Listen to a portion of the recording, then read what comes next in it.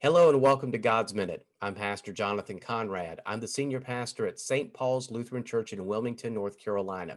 Today we continue our look at Paul's letter to the Colossians, and today we get to talk about swimming pools. So let's get to it.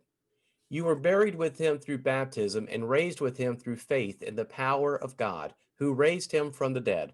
When you were dead because of the things you had done wrong and because your body wasn't circumcised, God made you alive with Christ and forgave all the things you had done wrong.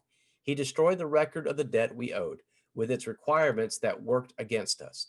He canceled it by nailing it to the cross. When he disarmed the rulers and authorities, he exposed them to public disgrace by leading them in a triumphal parade. This is the passage where Paul gets baptism specific. Do you remember the first time you learned how to dive? It was just last year that my son Paul learned how to dive. He had been swimming for a couple of years, but he was always scared about jumping into the water. Even though his teachers tried to get him to jump, he never could get himself to do it. They would say, Paul, jump, I will catch you. And he was scared. He was scared that he would jump in, but that he would not be able to get back up. I too was scared when I was his age and I was learning how to dive. So put yourself in the shoes of a child for a moment. You are telling them, okay, get to the edge of this pool. Don't climb down the ladder or use the steps like we have been teaching you to do. No, those ways are the safe way to get into the water. Now we want you just to jump in. Oh, and don't stay under the water because you could drown. That's a lot to have to process when you're a little child. No wonder diving can be scary. Faith can be scary too.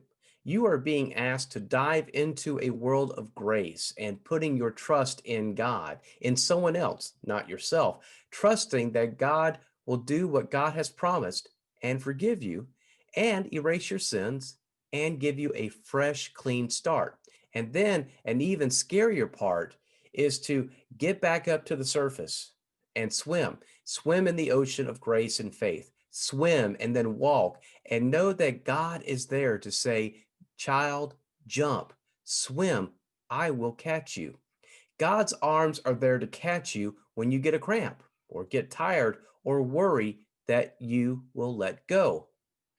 But God does not let go. Remember, God does not let go. You see, baptism is where God becomes our lifeguard. And what does a lifeguard do? Guards lives. And God will guard your life forever.